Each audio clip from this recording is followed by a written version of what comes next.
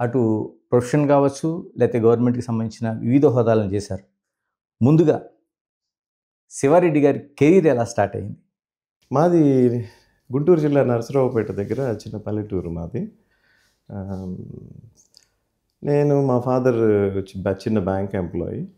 అక్కడ నుంచి నేను ఫాదర్ ఉద్యోగరీత్యా డిఫరెంట్ టౌన్స్‌లో ఉన్నాము. స్టేట్ మొత్తంలో. తర్వాత ఫైనల్‌గా నేను గుంటూరు మెడికల్ కాలేజ్‌లో ఎంబీబీఎస్ చేసినాను 1991లో. అప్పుడు స్టేట్‌లో నాది మంచి ర్యాంక్‌తోనే వచ్చింది. అండ్ నేనే కాలేజ్ టాపర్‌గా జాయిన్ అయినాను అప్పుడు. దాని తర్వాత ఎంబీబీఎస్ అయిపోగానే ఇమ్మీడియేట్‌గా న్యూరో సర్జరీ 5 ఇయర్ కోర్స్ అప్పుడు. ఎంఎస్ చేయకుండానే 5 ఇయర్స్‌తోని న్యూరో సర్జరీ చేయవచ్చు. అది నిమ్స్ కొన్ని నేషనల్ ఇన్‌స్టిట్యూట్స్‌లో ఉండింది అప్పుడు. నేనప్పుడు నిమ్స్‌లో అప్పుడు కూడా 2 సీట్లు ఉండేవి స్టేట్ మొత్తంలోనే. ఓకే. సో, నేనది 98లో న్యూరో సర్జరీ నిమ్స్‌లో జాయిన్ అయినాను. 2002 డిసెంబర్‌కి న్యూరో సర్జరీ అయిపోయింది.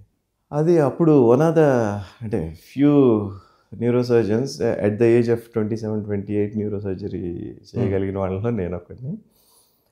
దాని తర్వాత యూకే వెళ్ళాను. లండన్ వెళ్ళి ఒక 5 ఇయర్స్ అక్కడే ఉన్నాను.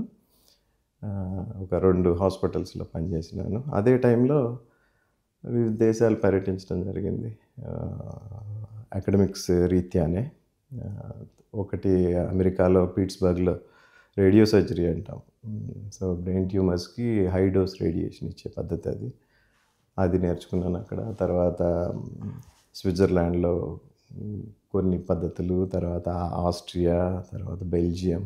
సో, ఈ కంట్రీస్ అన్నిటిలో కూడా కొన్ని పద్ధతులు నేర్చుకున్నాను. అలాగే యూకేలో 4 ఇయర్స్ ట్రైనింగ్ కూడా చాలా బాగా యూజ్‌ఫుల్ అయింది. దాని తర్వాత నేను తిరిగి హైదరాబాద్ రావటం జరిగింది. హైదరాబాద్ వచ్చిన తర్వాత కేర్ హాస్పిటల్‌లో కన్సల్టెంట్‌గా జాయిన్ అయినాము. కేర్ హాస్పిటల్ బంజారా హిల్స్‌లో మేము న్యూరో సర్జరీ డిపార్ట్మెంట్ స్టార్ట్ చేసినాను. అదే టైంలో మేమందరము ఒక టీమ్‌గా వర్క్ చేసినాము. సేమ్ టైం చంద్రశేఖర్ రెడ్డి అని నా న్యూరాలజీ కొలీగ్, తర్వాత రత్నకిషోర్ అని, తర్వాత వంశీమోహన్, వీళ్ళందరం neurology, neuro surgery, doctor Ravi Varma radiology expert. మేమందరం కలిసి వర్క్ చేస్తుండేవాళ్ళము. అప్పుడే మాకు ఈ ఐడియా వచ్చింది. ఎట్లా ఏంటి మనం ఫ్యూచర్ ఏంటి అన్నది డిస్కస్ చేసుకున్నప్పుడు ఇట్లా న్యూరో బేస్డ్ స్పెషాలిటీ హాస్పిటల్ పెడితే ఎట్లా ఉంటుంది అన్నది డాక్టర్ ముందే ఫిక్స్ అయ్యారా న్యూరాలజీలోకి వెళ్ళాలి? ఎందుకంటే మీరు ఎంబీబీఎస్ అయిన తర్వాత మనకి వేరియస్ బ్రాంచెస్ ఉన్నాయి. న్యూరాలజీ, అందులో న్యూరో సర్జన్. అప్పుడు ఈ బ్రాంచ్ ఆ బ్రాంచ్ అన్నట్లేం పెద్దగా సెలెక్ట్ చేసుకోలేదు. కానీ ఒకటేంటంటే న్యూరో సర్జరీ అనేది 5 ఇయర్ కోర్స్ ఉంది నిమ్స్‌లోని. మళ్ళీ ఎంఎస్ చేసి దాని తర్వాత మళ్ళీ సూపర్ స్పెషాలిటీ చేయాలంటే అది 7-8 ఏళ్ళు పడుతుంది. ఇది 5 ఇయర్స్‌లో మనం కోర్స్ కంప్లీట్ చేయొచ్చు అన్న ఒక ఆలోచన ఉండింది. మొదటి నుంచి కూడా కొంత బ్రెయిన్ సర్జరీ మీద కొంత ఇంట్రెస్ట్ ఉండేది. ఓకే. దాంతోని న్యూరో సర్జరీ నిమ్స్‌లో సెలెక్ట్ చేసుకోవాలి. ఏదైనా ఛాలెంజింగ్ అట్లానే ఏం లేదు. So, cardiac surgery, neuro surgery కొంచెం ఏంటంటే కొద్దిగా కాంప్లికేటెడ్, రిస్కీ థింగ్స్ కాబట్టి అందరికీ కూడా బ్రెయిన్ ఎట్లా ఉంటుంది, బ్రెయిన్ మీద సర్జరీ ఎట్లా చేయాలా అన్నది కొద్దిగా ఉత్సాహంగా ఉంటుంది కాబట్టి అట్లా న్యూరో సర్జరీ సెలెక్ట్ చేసుకోవాలి. చివరికి ఫ్యామిలీలో ఎవరైనా డాక్టర్స్ ఉన్నారా? మా బ్రదర్ కూడా డాక్టరే. తను యూఎస్లో ఉంటారు, డల్లాస్లో. తను ఇంటర్నల్ మెడిసిన్. ఎంతమంది అండి? నాన్నగారు? మేము ఇద్దరమే, బ్రదరు, మైసెల్ఫ్. నాన్నగారు ఇప్పుడు రిటైర్ అయిపోయినారు. మా ఊర్లోనే ఉంటున్నారు. అంటే మామూలు family, agriculture family? No, he is a bank employee. Okay, bank employee. ఇలా నాన్నగారు బ్యాంక్ ఎంప్లాయీ అన్నారు, మీ ఇద్దరు? మదర్ హౌస్ వైఫ్గా ఉండే. వాళ్ళు కూడా చాలా కష్టపడి మమ్మల్ని చదివించినారు. తర్వాత మా వైఫ్ కూడా డాక్టరే, తను ఆఫ్థల్మాలజిస్ట్. ఓకే. తర్వాత brother, as I told you, తను కూడా డాక్టరే. తను డల్లాస్లో ఉంటారు. తను ఇంటర్నల్ మెడిసిన్ ప్రాక్టీస్ చేస్తున్నారు. పిల్లలు పాప, బాబు. పాప మెడిసిన్ చేస్తూ ఉంది. తను బర్మింగ్హామ్, ఇంగ్లాండ్లో. మీ సెక్టర్లోకి తీసుకొచ్చారు? యాక్చువల్గా నేనైతే అంత ఎంకరేజ్ చేయలేదు, కానీ యూజువల్గా పిల్లలు వాళ్ళ ఫాదర్ మదర్ని చూసి అది కావాలనుకుంటా అట్లనే వెళ్ళింది అనుకుంటా. తను కూడా బ్రైట్ స్టూడెంట్. తను she's doing well over there. బాబు ఇంటర్మీడియట్ సెకండ్ ఇయర్. సో తను మెడిసిన్ మ్యాథ్స్ సైడ్ పంపించిన. మ్యాథ్స్ సైడ్ పంపించారు. అంటే చాలా వరకు మనం ప్రొఫెషనల్లో ఉంటాం, మనం చూసిన కష్టాలు చూసిన తర్వాత కాదు అదర్దే అని ఉండాలనుకుంటారు. మళ్ళీ మీరు మెడికల్ సెక్టర్కే పాపని నో నేనైతే అది ఎంకరేజ్ చేయలేదు, కానీ maybe they will see the respect what the doctors maybe that might influence kids. అందుకనే majority of the doctors kids యూజువల్గా మెడిసిన్ వైపే వెళ్తూ ఉంటారు. మేబీ అదొక రీజన్ అయి ఉండొచ్చు. కరెక్ట్గా టోటల్గా హైదరాబాద్ అనేది ఒక మెడికల్ హబ్.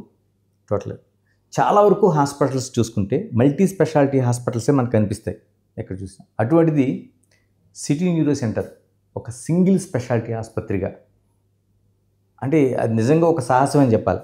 ఎందుకంటే చాలా వరకు మల్టీ స్పెషాలిటీ నడుస్తున్న రోజుల్లోన తీసుకురావడం ఎలా జరిగిందండి? ఆ ప్రారంభం ఎలా జరిగింది? మీకు ముందు చెప్తున్నట్లుగా మేము కేర్ హాస్పిటల్లో మేమందరం యాజ్ ఎ టీమ్ ఆఫ్ డాక్టర్స్గా న్యూరాలజీలోనూ న్యూరో సర్జరీలో వర్క్ చేస్తున్నప్పుడు మాకు అట్లీస్ట్ ఒక న్యూరో బేస్డ్ హాస్పిటల్ స్టార్ట్ చేయాలన్న ఐడియా అప్పుడే వచ్చింది.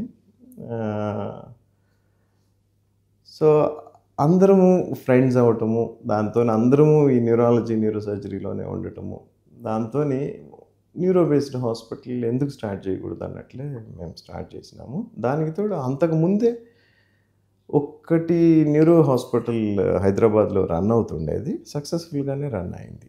సో అది కూడా ఒక స్టిమ్యులేషన్ అయి ఉండవచ్చు.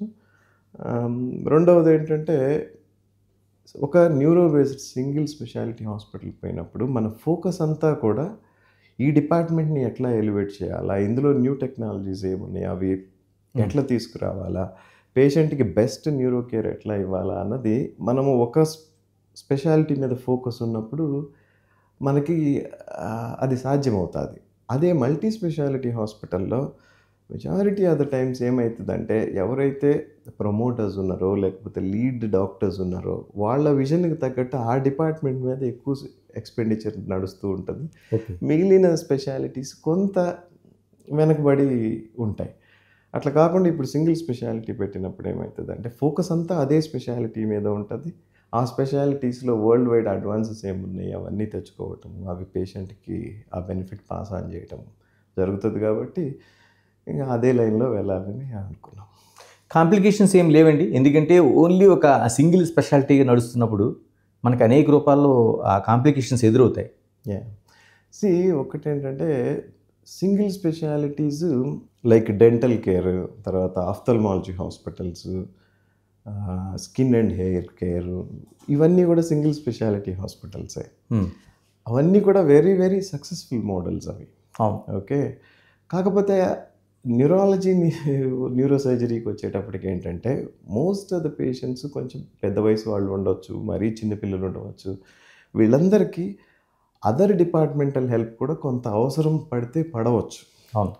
అందుకని మేము ప్యారలల్గా న్యూరో సర్జరీని ఫోకస్ చేస్తూనే ఈ ఏవైతే అడిషనల్ సపోర్టివ్ బ్రాంచెస్ ఏవైతే అవసరమవుతాయో లైక్ కొంత కార్డియాలజీ, ఓకే, కొంత ఆర్థోపెడిక్ సర్జరీ, సో ఈ స్పెషాలిటీస్ ఏవైతే వెరీ వెరీ ఎసెన్షియలో వాటిని కూడా మేము కొంత ఇంటిగ్రేట్ చేసుకోగలిగాం.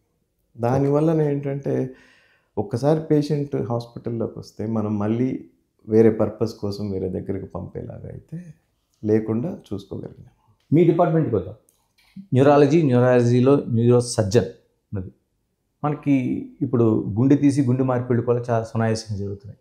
అలా ప్రపంచ వైద్య రంగం అలా చేయలేనిది బ్రెయిన్ ఒకటే. ఎందుకని అంత కాంప్లికేషన్ ఎందుకు అవుతుంది అసలు? బ్రెయిన్ అనేది ఏంటంటే ఈ గుండెలాగా బ్రెయిన్ ఏంటంటే ఎక్కువ సమయము ఈ ఆటుపోట్లను తట్టుకోలేదు. ఓకే, సో ఇప్పుడు హార్ట్లో బ్లాక్స్ వచ్చినా కొంత టైం తీసుకొని దాన్ని బ్లాక్ క్లియర్ చేసినా కానీ హార్ట్ కొంత రికవర్ అయ్యేదానికి ఛాన్స్ ఉంటుంది. ఓకే, అదే బ్రెయిన్లో ఏదైనా బ్లడ్ బ్లాక్ అయిపోయి బ్రెయిన్కి ఆ రక్తం అందని పరిస్థితుల్లో ఎక్కువ టైం ఆ బ్రెయిన్ని సేవ్ చేయలేము. ఓకే, సో ఆ బ్రెయిన్ సేవ్ చేయాలంటే ఇమ్మీడియట్గా వితిన్ 3 hours 4 hours లోపే మనం దాన్ని ఏదన్నా చేసి ఆ బ్లాక్ని రిలీవ్ చేయగలిగితే బ్రెయిన్ కొంత రికవర్ అయ్యేదానికి ఛాన్స్ ఉంటుంది. So brain is such a very sensitive organ. So అందుకని ఏంటంటే ఈ బ్రెయిన్ మనకి టైం ఇవ్వదు. బ్రెయిన్ ఒక హెడ్ ఇంజరీ అయిన తర్వాత కొంత బ్రెయిన్లో ప్రెషర్ పెరిగినప్పుడు ఎంత తొందరగా దాన్ని ఆ ప్రెషర్ రిలీవ్ చేస్తే అంత ఛాన్సెస్ ఉంటాయి. అదే టైం గడిచే కొద్దీ ఆ బ్రెయిన్ రికవర్ చేయలేదు. అట్లాగే స్ట్రోక్స్ వచ్చినప్పుడు కూడా అదే పద్ధతి. అందుకనే బ్రెయిన్ డిసీజెస్ నీ యాక్షన్ చాలా క్విక్గా ఉండాలి.